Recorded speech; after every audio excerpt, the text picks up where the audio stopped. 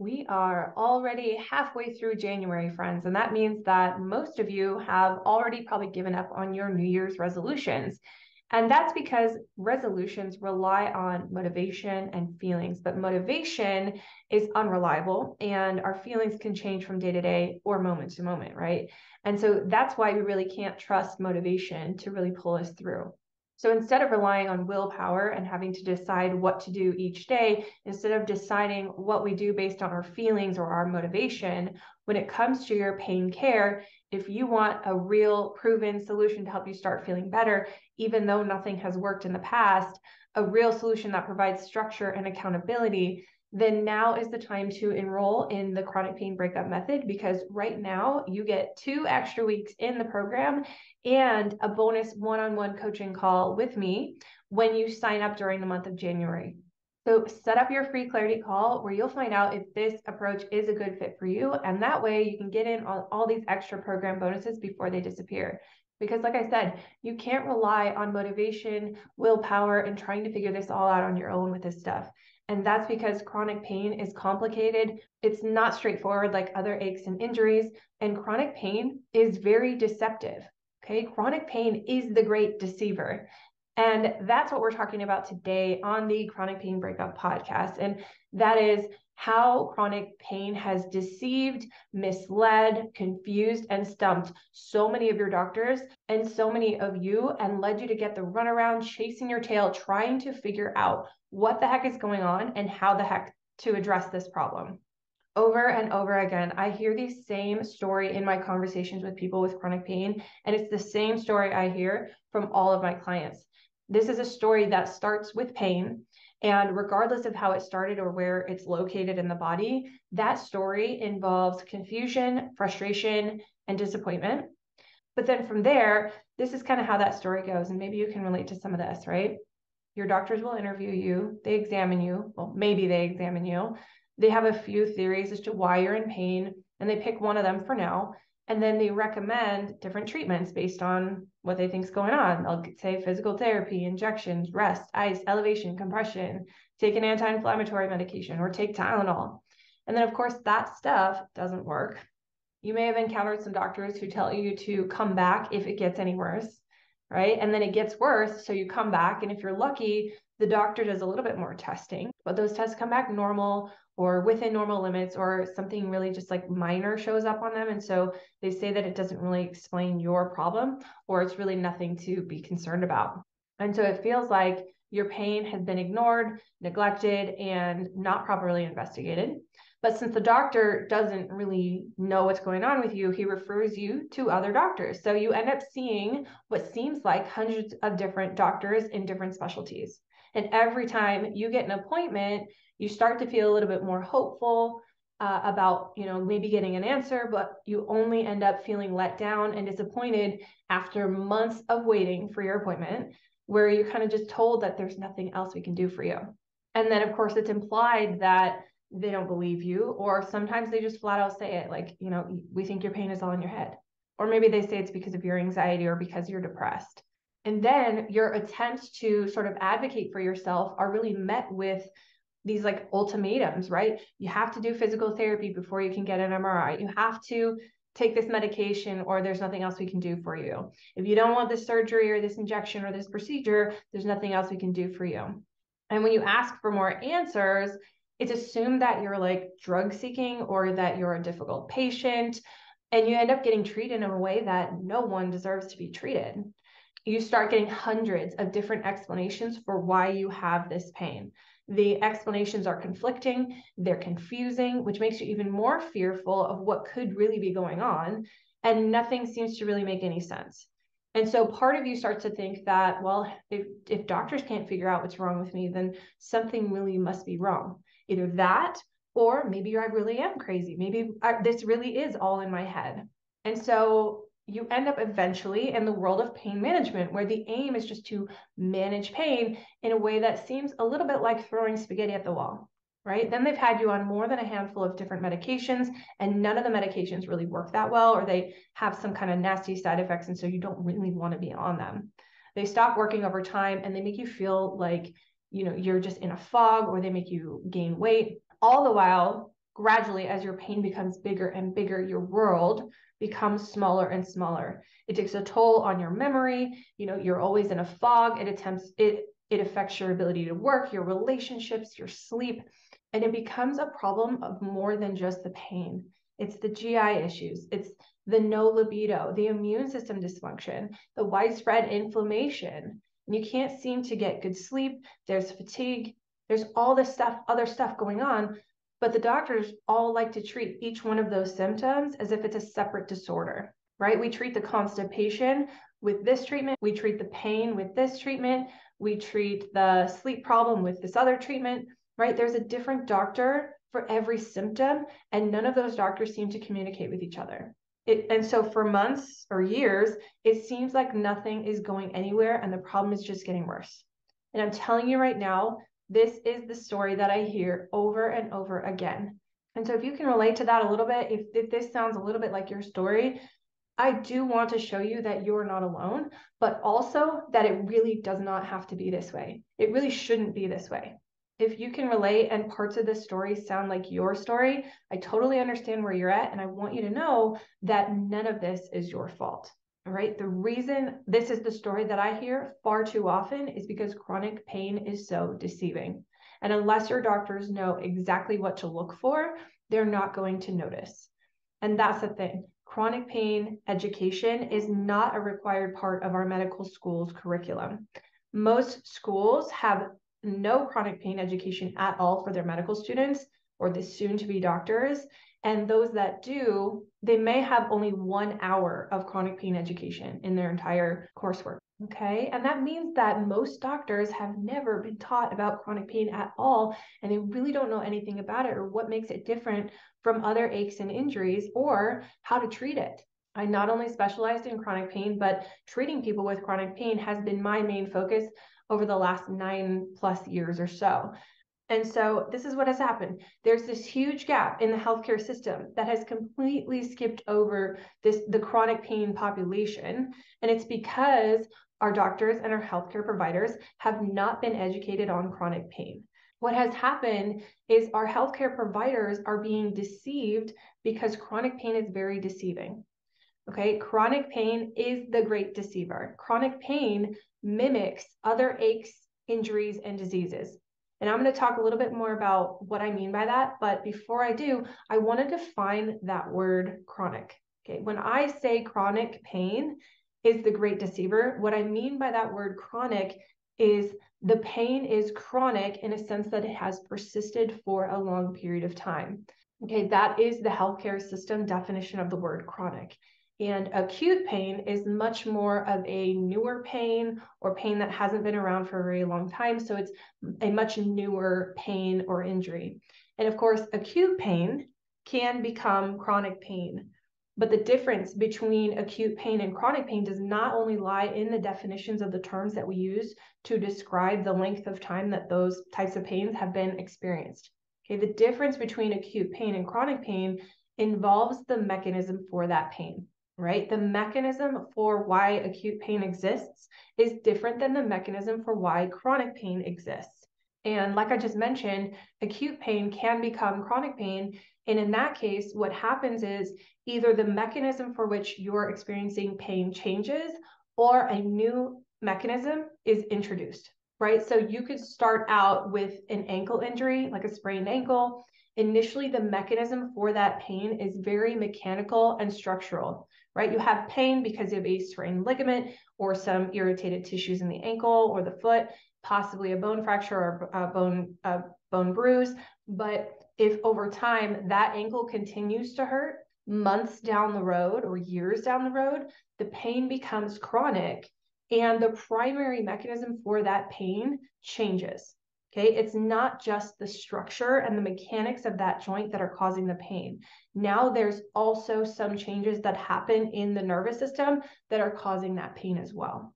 Okay, so for example, let's say that your check engine light comes on because your car needs oil. But what if that check engine light stays on because there's another problem in your car? Right? Maybe you fixed the initial oil problem, maybe you didn't, but now there's another problem with the car. And that check engine light won't go off unless it gets addressed. Now, a good mechanic would be able to tell you that the car needs more than just an oil change, because a good mechanic knows what to look for. They know what all the possible reasons are that could cause your check engine light to come on. But it may not be obvious that your car needs more than just an oil change to someone who doesn't know cars well. Your body's check engine light can come on for more than one reason than just a structural or mechanical problem or an injury. And to be clear, that does not mean that the pain is all in your head. But the problem is that chronic pain, like the actual symptom of pain, the actual swelling, the muscle tension, the numbness, the tingling and burning, the limitations in range of motion, those signs and symptoms look the same oftentimes as acute injuries and acute pain. And so what ends up happening is a lot of the time you come in with a complaint of pain, let's just say low back pain, you describe the pain and what makes it worse and what makes it better, and your doctor is going to make a diagnosis. They're going to say, hey, what this looks like, it looks like a disc herniation, or this looks like a muscle strain, or it looks like you have arthritis or tendonitis. And your doctor is going to recommend treatments that were designed to treat that diagnosis. Okay, typically those are going to be things like anti-inflammatories to reduce inflammation, painkillers to reduce high levels of acute pain, lots of rest, physical therapy, possibly even surgery. But sure enough, none of that stuff really has any impact on the pain. Think about it. You can't get your check engine light to turn off by changing the oil if there's something wrong with the car's exhaust system. And I'm telling you right now, it's because the pain that you're experiencing is not what it looks like. Because chronic pain mimics these types of structural and mechanical aches, pains, and acute injuries. Okay, you can almost think of it this way. Think about the flu. Symptoms of the flu look very similar to symptoms of some bacterial infections, but treating the flu, which is caused by a viral infection, with an antibiotic won't have any effect. There's no point in really treating the flu with an antibiotic because it's not a bacterial infection, right? Viral infections and bacterial infections have different mechanisms, and therefore their treatments are different. And so in the same way, chronic pain is different from the other injuries and diseases that it resembles. And so treating chronic pain with treatments that were designed to address other problems will not work. But because our doctors do not have a good understanding of chronic pain, if your back pain symptoms look like sciatica or a disc bulge, then they're going to give you a treatment for sciatica or a disc bulge. They're going to recommend injections and physical therapy and surgeries and medications. Now, the other part of this problem is not only is chronic pain deceiving, and even though the mechanism for chronic pain is different, it looks just like these other aches and injuries.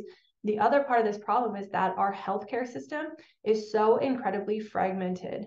Okay, so instead of looking at you and seeing that, you're not only in pain, but you're also having these migraines and these headaches, you're tired all the time, you're fatigued, you're not getting good sleep, you're anxious and depressed, you've got problems with your GI system, you're having problems with your reproductive system, you're having problems with your immune system. And so when you go to the doctor, your doctor is going to recommend a different specialist and a different set of treatments for each individual symptom, rather than looking at all those symptoms as a whole and seeing that they're all interconnected and that they can all be tied together to that same mechanism for why you experience chronic pain. When pain becomes chronic, when pain has existed for a long period of time, there are other changes that are happening in the nervous system that not only make the pain worse, that make the pain spread. Those changes in the nervous system can cause and contribute to these other symptoms involving other systems in the body. But that's the thing. If you're experiencing those other symptoms, right, the brain fog, the fatigue, the poor sleep, the GI problems and the reproductive system problems, the immune system problems, the anxiety, the depression, the irritability, in addition to experiencing high levels of disabling pain, it's not a coincidence that you're experiencing all of those different symptoms, right? All of those symptoms can be explained by these changes in the nervous system. But when the healthcare system really fragments up our care, they don't see that big picture. They never end up addressing the underlying problem that can explain all of those symptoms. Now, I know that that seems like a really big claim, but if the nervous system isn't at the root of all of these problems, then how can you explain why my clients in the chronic pain breakup method are seeing improvements in their digestive system symptoms, in their reproductive system symptoms, without ever directly addressing any of those symptoms, right? In my program, we don't do anything that directly involves treating the digestive system or the immune system or the reproductive system. And yet my clients are seeing improvements in those areas. This just reinforces the fact that these changes that happen in our nervous system not only cause pain, but they cause these other mysterious, uncomfortable symptoms as well. The last thing I want to share is just the fact that because chronic pain is deceiving, because our doctors are not educated on chronic pain, they're not educated on the changes in the nervous system, and because our healthcare system likes to fragment up our care and our treatment based on our different symptoms, we treat the symptoms and not the deeper cause. Because of all that, it leads to what can only be classified as medical trauma, right?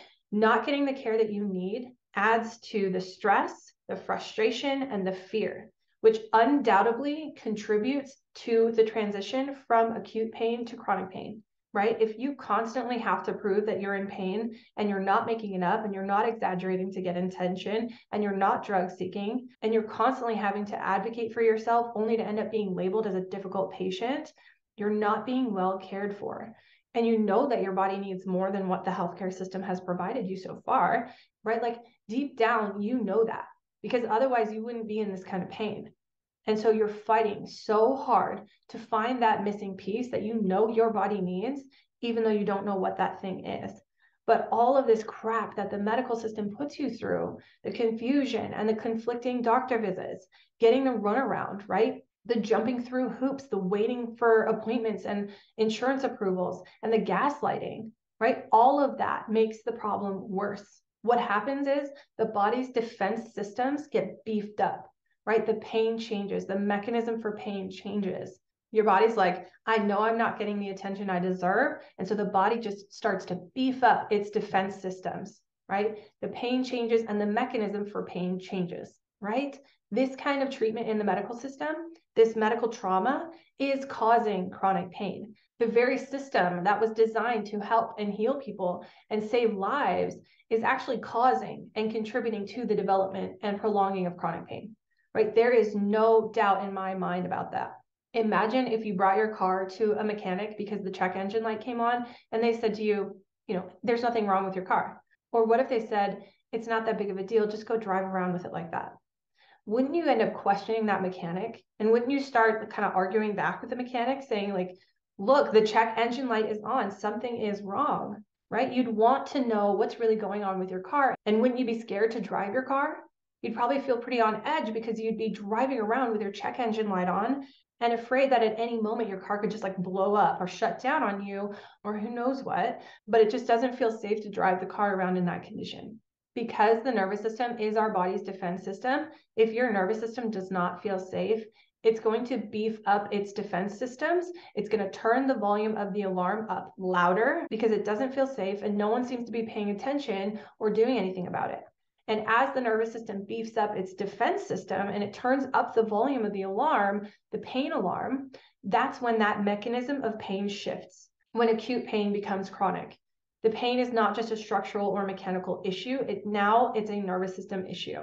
The mechanism for the pain shifts and becomes an issue within the nervous system. And guess what, friends? That kind of pain is going to stick around until we start to address those changes in the nervous system. The pain will only get louder and louder until we start treating chronic pain with a nervous system retraining approach. We can turn the volume of the pain alarm back down. In fact, we have so much more control over the volume dial than we do over the actual loudness that we hear, right? We have more control over the activity in the nervous system than we do over the intensity of the pain. So instead of covering up the symptom of pain with Band-Aid treatments that only momentarily lower the intensity of the pain, instead of continuing to throw treatments that address the mechanism for acute pain, instead, we need to address the underlying hidden cause of chronic pain by addressing the nervous system. This is exactly what I help my clients with inside my program, the Chronic Pain Breakup Method. And like I said, all this month, you'll get 2 extra weeks in the program and a bonus one-on-one coaching call with me for free when you enroll during the month of January. Now, I do free assessments over the phone to get an idea of what's going on with you and your pain, what you've tried in the past, what's worked and what hasn't worked, and then provide you with some clarity on what you need to do to get yourself unstuck. Remember, you need a good mechanic who really knows what to look for and knows the different reasons your check engine light could come on. I'm a chronic pain specialist. I've been doing this for 9+ years, and I'll be able to tell you if this is something that you'd benefit from or not. And then, of course, answer your questions and provide you with some clarity on what you can do to get yourself unstuck and free from pain. Okay? Regardless of whether you become a client or not, I'm going to help you out on this call, right? There's never any pressure or any kind of sales tactics. I do this to provide value and a service to those who really need answers. So go ahead and set up your free call so we can just have that conversation. I'll leave the link to my online scheduler in the description. And I want to leave you with this. Don't let chronic pain continue to deceive you. Don't be fooled by what looks like a structural or mechanical problem or resembles some other injury or disease. Don't assume that just because you have a well-known structural or mechanical issue that you also don't have a nervous system issue as well. I hope this episode provides you with a little bit more clarity, and if you found this helpful, be sure to share it with someone that you know who might be struggling as well. As always, thank you for listening. Until next time.